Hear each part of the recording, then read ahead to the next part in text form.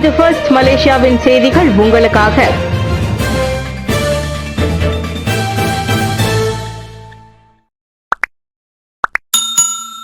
MACCயின் புதிய தலைமை ஆணையராக முன்னாள் நீதிபதி அப்துல் ஹலீம் நியமனம். மலேசிய ஊழல் தடுப்பு ஆணையத்தின் புதிய தலைமை ஆணையராக முன்னாள் உயர்நீதிமன்ற நீதிபதி டத்தோஸ்ரீ அப்துல் ஹலீம் அமான் அறிவிக்கப்பட்டுள்ளார். அரசாங்க தலைமை செயலாளர் தான் ஸ்ரீ ஷம்சுல் அஸ்ரி அபுபக்கர் இன்று இந்த அறிவிப்பை வெளியிட்டார். பிரதமர் டத்தோஸ்ரீ அன்வார் இப்ராஹிம் வழங்கிய பரிந்துரையை ஏற்று மாட்சிமை தங்கிய மாமன்னர் சுல்தான் இப்ராஹிம் இந்த நியமனத்திற்கு ஒப்புதல் அளித்துள்ளார். அப்துல் ஹலீம் வரும் மே மாதம் 13ஆம் தேதி அதிகாரப்பூர்வமாக பொறுப்பேற்பார் என ஷம்சுல் கூறினார். நடப்பு தலைமை ஆணையர் தான் ஸ்ரீ அசாம் பாக்கி மே 12ஆம் தேதியுடன் தனது பணிக்காலத்தை நிறைவு செய்கிறார். 2020ஆம் ஆண்டு முதல் பதவியில் இருக்கும் அசாம் பாக்கிக்கு இதுவரை 3 முறை ஓராண்டு பணி நீட்டிப்பு வழங்கப்பட்டது குறிப்பிடத்தக்கது. தனியார் நிறுவனத்தில் பங்குரிமை, கார்ப்பரேட் மாஃபியா உள்ளிட்ட சர்ச்சைகளில் சிக்கி பதவி நீக்க கோரிக்கைக்கு ஆளாகியிருந்த நிலையில் அசாம் பாக்கியின் சேவை முடிவுக்கு வருகிறது. இந்நிலையில் நீதித்துறையிலிருந்து நாட்டின் மிக உயரிய ஊழல் தடுப்பு பிரிவை வழிநடத்த வரும் அப்துல் ஹலீமின் புதிய பயணம் பெரும் எதிர்பார்ப்பை ஏற்படுத்தியுள்ளது. புத்ரஜயாவில் சட்டவிரோத சூப்பர் பைக் பந்தயம் 2 பேர் கைது. புத்ரஜயாவில் சாலைகளில் சட்டவிரோத சூப்பர் பைக் பந்தயத்தில் ஈடுபட்டதாக சந்தேகிக்கப்படும் 2 பேர் கைது செய்யப்பட்டுள்ளனர். 31 மற்றும் 33 வயதுடைய அந்த இருவரும் அதிவேகத்தில் ஆபத்தான முறையில் மோட்டார் சைக்கிளை ஓட்டிய வீடியோ சமூக ஊடகங்களில் வைரலானதை தொடர்ந்து கைதாகினர். இந்த சம்பவம் புத்ரா பாலம் அருகே ஏப்ரல் 19 அதிகாலை 12:30 மணியளவில் நடைபெற்றதாக கூறப்படுகிறது. சம்பந்தப்பட்டவர்கள் சமூக ஊடக உள்ளடக்கம் உருவாக்குவதற்காக அங்கு கூடினர் என நம்பப்படுகிறது. இருப்பினும் இது முழுக்க பந்தயத்திற்காக நடைபெற்றதா என்பது குறித்தும் போலீஸ் விசாரணை தொடர்ந்து நடைபெற்று வருகிறது. சம்பவத்தில் பயன்படுத்தப்பட்டதாக சந்தேகிக்கப்படும் 2 மோட்டார் சைக்கிள்களும் பறிமுதல் செய்யப்பட்டுள்ளன. வாக்குமூலங்கள் பதிவானதும் இருவரும் போலீஸ் ஜாமீனில் விடுவிக்கப்பட்டனர். தொடர்புடைய மேலும் சிலரை போலீசார் தேடி வருகின்றனர். மலாக்காவில் சாலை அடாவடி, கார் ஓட்டுநரை மிரட்டிய பேருந்து ஓட்டுநருக்கு போலீஸ் வலைவீச்சு. மலாக்கா அலூர் காஜாவில் கார் ஓட்டுநரை அச்சுறுத்திய பேருந்து ஓட்டுநரின் செயல் வைரலாகியுள்ளது.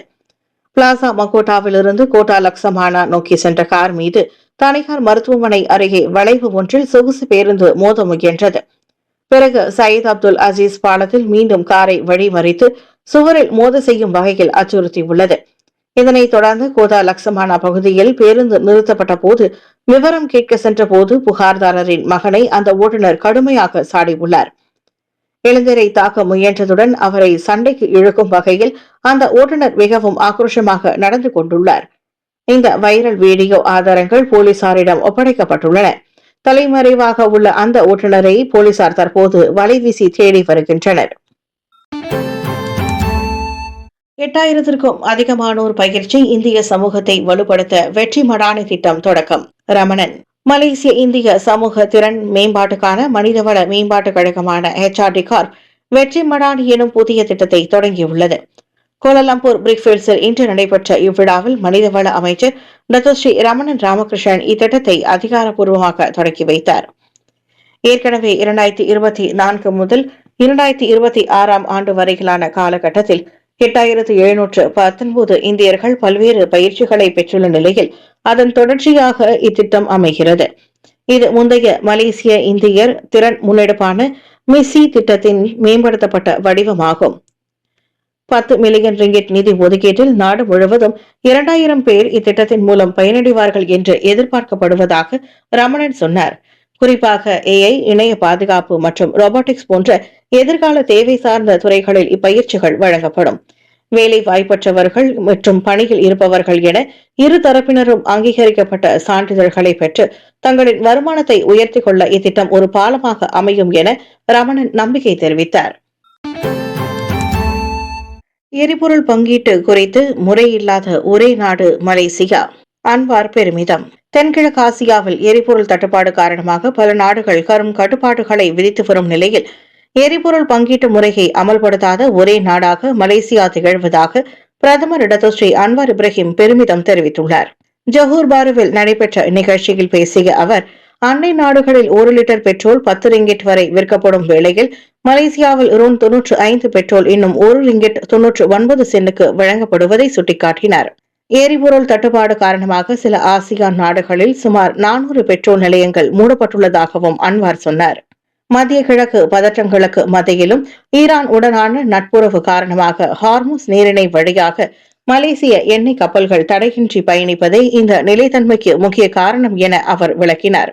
என்றாலும் நாட்டின் மலிவான எரிபொருள் அண்டை நாடுகளுக்கு கடத்தப்படுவதை தடுக்க எல்லைப் பகுதிகளில் பாதுகாப்பு பலப்படுத்த அமைச்சரவை திட்டமிட்டுள்ளது. பொதுமக்களும் சமூக வலைதளங்களில் பரவும் தவறான தகவல்களை நம்ப வேண்டாம் என பிரதமர் கேட்டுக் கொண்டார்.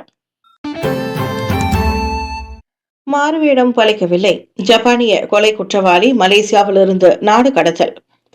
ஜப்பானில் மலேசியாவில் தலைமறைவாக இருந்த ஜப்பானிய கொலை குற்றவாளி ஒருவரை அந்நாட்டுக்கு திருப்பி அனுப்பும் நடவடிக்கையை மலேசிய அதிகாரிகள் வெற்றிகரமாக முடித்துள்ளனர். மாறுவேடத்தில் தப்பிக்கும் அவரது முயற்சி தோல்வியில் முடிந்ததாகவும் புகித் அமான் குற்றப்புலனாய்வு துறையின் இயக்குநர் டாக்டர் எம். குமார் கூறினார். 2018 ஜப்பானில் தேடப்பட்டு வந்த இந்த கடும் குற்றவாளி போலி அடையாளத்துடன் மலேசியாவில் பதுங்கி இருந்தபோது ஒரு சிறப்பு நடவடிக்கையின் மூலம் கைது செய்யப்பட்டார். பிடிபடாமல் இருப்பதற்காக அவர் பல்வேறு ஆள்மாறாட்ட யுக்திகளை கையாண்டது விசாரணையில் தெரிய வந்துள்ளது. குறிப்பாக மியான்மர் நாட்டவர் என்ற போர்வையில் உலா வந்துள்ளார். இருப்பினும் ஜப்பானிய அதிகாரிகளுடன் இணைந்து செயல்பட்ட மலேசிய போலீசார் மற்றும் குடிநுழைவு துறையினர் அவரது நடமாட்டத்தை துல்லியமாக கண்டறிந்தனர். குறிப்பாக கைவிரல் ரேகை மற்றும் முக அடையாளத்தை ஒப்பிட்டு பார்த்து சந்தேக நபரை கண்டுபிடித்தனர். மரபணு பரிசோதனையும் அதனை உறுதி செய்தது. அவ்வாடவர் ஏற்கனவே அபாயகர போதைப்பொருள் குற்றத்திற்காகவும் குடிநுழைவு விதிமீறலுக்காகவும் அலோட்சா நீதிமன்றத்தால் முறையே 10 மாதங்கள் மற்றும் 8 மாதங்கள் சிறை தண்டனை விதிக்கப்பட்டவராவார். பண மோசடி விசாரணை. பாடினி ஹோல்டிங்ஸ் பெஹத் கணக்குகளை முடக்கிய MACC. மலேசிய ஊழல் தடுப்பு ஆணையம் பண மோசடி விசாரணையின் ஒரு பகுதியாக பாடினி ஹோல்டிங்ஸ் பிரிகட் நிறுவனத்துடன் தொடர்புடைய பல வங்கி கணக்குகளை முடக்கியுள்ளது. MACC மேற்கொண்ட இந்த நடவடிக்கையை அந்த பிரபல துணிக்கடை மலேசிய பங்கு சந்தைக்கு அளித்த அறிக்கையில் உறுதிப்படுத்தியுள்ளது. நிறுவனத்திற்கும் அதன் துணை நிறுவனங்களுக்கும் சொந்தமான சில கணக்குகள் இந்த நடவடிக்கையால் பாதிக்கப்பட்டுள்ளன. இந்த முடக்கம் 2001 பண மோசடி தடுப்பு மற்றும் சட்டவிரோத வருவாய் தொடர்பான சட்டத்தின் கீழ் மேற்கொள்ளப்பட்டுள்ளது. அதே நேரத்தில் பாதிக்கப்பட்ட கணக்குகள் நிறுவனத்தின் தினசரி செயல்பாடுகளுக்கு பயன்படுத்தப்படாதவை என்றும் மற்ற வங்கி வசதிகள் மூலம் வணிகம் வழக்கம் போல் நடைபெறுவதாகவும் பாடினி தெரிவித்துள்ளது. இந்த நடவடிக்கை நிறுவனத்தின் நிதிநிலை அல்லது செயல்பாடுகளில் பெரிய தாக்கத்தை ஏற்படுத்தாது என்றும் அது கூறியது. விசாரணையில் நடைபெற்று வரும் நிலையில் MACC அதிகாரிகளுடன் முழுமையாக ஒத்துழைப்பதாக நிறுவனம் தெரிவித்துள்ளது. ரந்தாவ் ஸ்ரீ பாலதண்டாயுதபாணி கோவில் விவகாரம். செக்குபாட் மற்றும் இருவருக்கு எதிராக நீதிமன்றம் இடைக்கால தடை. Negeri Sembilan Rantau Sri Balathandayuthapani கோவில் நிர்வாகத்திற்கு எதிராக அவதூறு பரப்ப சமூக ஆர்வலர் செக்குபாட் என்று அழைக்கப்படும் பட்ருல் ஹிஷாம் ஷஹரின் மற்றும் இதர இருவருக்கு சிரம்பான் செஷன்ஸ் நீதிமன்றம் இடைக்கால தடை விதித்துள்ளது. கோவில் நிதியை முறைகேடு செய்ததாக கூறி செக்குபாட் தலைமையிலான இன்று நடைபெறவிருந்த செய்தியாளர் சந்திப்பை தடுக்கும் வகையில் இந்த உத்தரவு பிறப்பிக்கப்பட்டுள்ளது. மற்ற இருவர் முறையே P. சுரேஷ்குமார் மற்றும் M. நடராஜன் ஆவர். அவர்களில் சுரேஷ்குமார் ஆலய நிர்வாகம் நிதி கையாடல் செய்ததாக மலேசிய ஊழல் தடுப்பு ஆணையத்திடம் புகார் செய்துள்ளார். கோவில் பணத்தில் 3 லட்சம் ரிங்கிட் முறைகேடு செய்யப்பட்டதாக அப்புகார் கூறுகிறது. இதனால் பக்தர்கள் பலர் புகார் அளிக்க சங்க பதிவிலாக கோவில் நிர்வாகத்தின் பதிவை ரத்து செய்தும் விட்டது. ஆனால் சமூக ஊடகங்களில் பரப்பப்பட்ட தகவல்கள் முற்றிலும் உண்மைக்கு புறம்பானவை என கோவில் தரப்பு வழக்கறிஞர் நீதிமன்றத்தில் தெரிவித்தார். இதையடுத்து நீதிமன்றம் பிறப்பித்த இந்த தடை உத்தரவு வரும் மே 15ஆம் தேதி வரை அமலில் இருக்கும். 6ஆம் படிவ மாணவர்களுக்கு மாதாந்திர அலவன்ஸ் தொகை வழங்க பரிசீலனை. பிரதமர் அன்வார். 6ஆம் படிவ மாணவர்களுக்கான மாதாந்திர அலவன்ஸ் தொகை வழங்குவது குறித்து அரசாங்கம் பரிசீலித்து வருவதாக பிரதமர் டாக்டர் ஸ்ரீ அன்வார் இப்ராஹிம் அறிவித்துள்ளார்.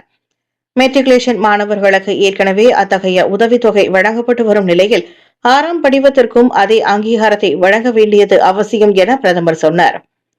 பல்கலைக்கழக பட்டப்படிப்புக்கு முந்தைய கல்வியான 6ஆம் படிவம் கல்வி அமைச்சின் அதிகாரத்திலிருந்து உயர்கல்வி அமைச்சுக்கு மாறி இருப்பதாக இது ஏற்பு என அது அமைகிறது. ஜொஹூர் பாருவில் தெமகாங் இப்ராஹிம் ஆசிரியர் பயிற்சி கல்லூரியில் பயிற்சி ஆசிரியர்கள் மற்றும் ஆரம்படிவ மாணவர்களுடன் நடைபெற்ற கலந்துரையாடலில் அன்வார் அவ்வாறு பேசினார். மெட்ரிகுலேஷன், ஆறாம் படிவம் என இரண்டுமே பல்கலைக்கழகத்திற்கான நுழைவுக்கான படியாக இருந்த போதும் மெட்ரிகுலேஷன் மாணவர்களுக்கு மட்டும் அலவன்ஸ் வழங்கப்படுவது ஏன் என ஆறாம் படிவ மாணவர் ஒருவர் பிரதமரிடம் கேட்டபோது இந்த பதில் வழங்கப்பட்டது. இந்நிலையில் ஆறாம் படிவ மாணவர்களுக்கு அலவன்ஸ் தொகை எவ்வளவு என்பது உட்பட அதன் அமலாக்கம் இன்னும் இறுதி செய்யப்படவில்லை என்றார் அவர். ஸ்லாங்கூரில் அனுமதியின்றி இயங்கும் 688 இந்து ஆலயங்கள் அடையாளம் காணப்பட்டன. பாப்பா ராயுடு. ஸ்லாங்கூரில் உரிய அனுமதியின்றி செயல்பட்டு வரும் 688 இந்து ஆலயங்கள் மற்றும் வழிபாட்டு தலங்களை மாநில அரசு அடையாளம் கண்டுள்ளது. இதுகுறித்து விளக்கம் அளித்த மாநில ஆட்சிக்குழு உறுப்பினர் வி பாப்பா ராயுடு, இந்த 688 ஆலயங்களில் 433 ஆலயங்கள் அரசு நிலங்களிலும் 255 ஆலயங்கள் தனியார் நிலங்களிலும் அனுமதியின்றி கட்டப்பட்டுள்ளதாக தெரிவித்தது. மாவட்ட வாரியாக பார்த்தால் அதிகபட்சமாக குவாலஸ்லாங்கூரில் அத்தகைய 207 ஆலயங்களும், பெட்டலிங் மாவட்டத்தில் 96 ஆலயங்களும் அடையாளம் காணப்பட்டுள்ளன.